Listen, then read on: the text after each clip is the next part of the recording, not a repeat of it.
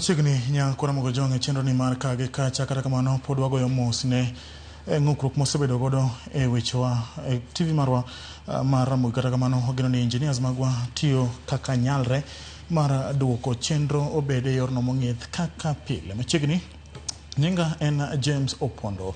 Achije ni onegi kod jopiny kar daka makawuoch manyata boma ma Kisumu kinyi ma piny orugodo kawuono bang' timo monj e od jadak moro e bomano kendo kwalo mwandu mopogore moting'o televisen, masinde mek sitima, watch kod simbe ariyo. Kata kamano adek kuom achije go to pok oyudi kendo nonro margi dhi nyime ka ariyo manonegi to ringre magi osechwale kar kano ringre ma Ramogi Odinga Teaching and Referral Hospital. Jalupo CPD Eteso nobila ma Central boma ma Kisumu kane wuoyo kod jofwambo wacho ni pod gidhi nyime mar timo nonro ewi wachno kendo achije ma pok oyudi imanyo. Bende ojiwo ni gidhi neno ni arita e boma ma Kisumu obedo makare.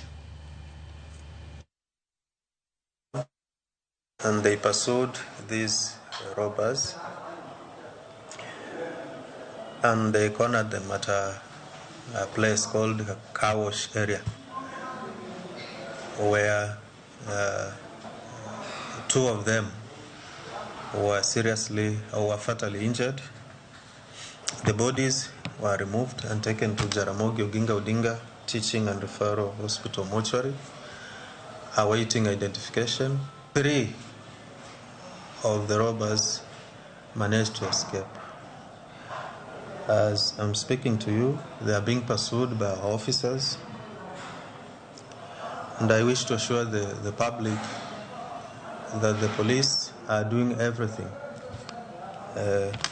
at our disposal to ensure that we bring these culprits to book.